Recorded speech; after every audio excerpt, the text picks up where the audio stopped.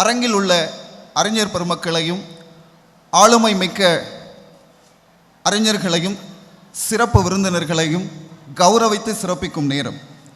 முதலாவதாக ஊரிசு கல்லூரியின் தமிழ்துறை தலைவரை கம்பன் கழக ஆட்சி மன்ற குழு உறுப்பினர் திரு வினோத் ஐயா அவர்கள் கௌரவித்து சிறப்பிப்பார்.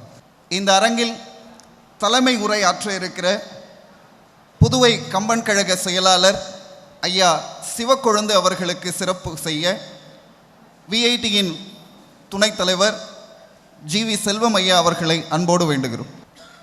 இளைய தலைமுறையை கம்பனோடு இழைய வைப்பதும் உள்ளத்தில் கம்பன் கருத்துக்களை நுழைய வைப்பதுமே கம்பன் கழகத்தின் நோக்கம் என்பதை தனது உரையின் மூலம் ஐயா அவர்கள் இங்கே விளக்கியிருக்கிறார். அதை அடியொற்றி அடுத்ததாக ஆசிரியரையும் மாணவரையும் கௌரவிக்கும் நேரம்.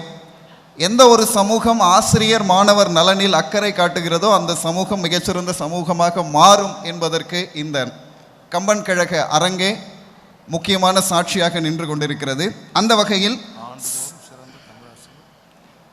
இது இந்த ஆண்டு மட்டுமல்ல, ஆண்டுதோறும் சிறந்த தமிழ் ஆசிரியரையும் மாணவரையும் இனம் கண்டு அவர்களை சிறப்பிக்கும் அரங்கமாக நிகழும் என்பதையும் நாங்கள் உறுதியாக கூறிக்கொள்கிறோம். அந்த வகையில் சாந்திநிகேதன் மெட்ரிக் மேல்நிலைப் பள்ளி மாணவி தே ரோஷினி அவர்கள் இங்கே கௌரவிக்கப்பட இருக்கிறார்.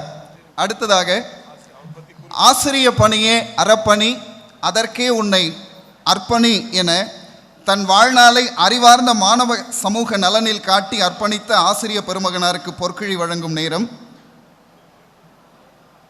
பொய்கை அரசு ஆண்கள் பள்ளி ஆசிரியர்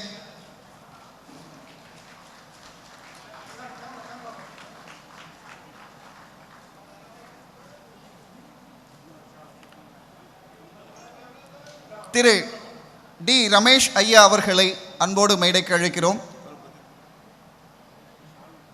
கம்பரின் கவித்துவ பணிக்கு பொருளாதார உதவி செய்து ஆதரித்த சடையப்ப வள்ளல் வாழ்ந்த திருவழுந்தூரில் பிறந்தவர். தனது பணிக்காலத்தில் 500க்கும் மேற்பட்ட மரங்களை நட்டு பசுமை பள்ளியாக மாற்றுவதை உறுதியாக கொண்டவர். போதைப்பொருள் தடுப்பு அமைப்பின் ஒருங்கிணைப்பாளராக இருந்து பல மாணவர்களை நல்வழிப்படுத்தியவர் என பல பெருமைகள் இந்த தமிழாசிரியருக்கு உண்டு. அவரை கௌரவிக்கும் விதத்தில் இந்நிகழ்வு இங்கே அரங்கேறுகிறது.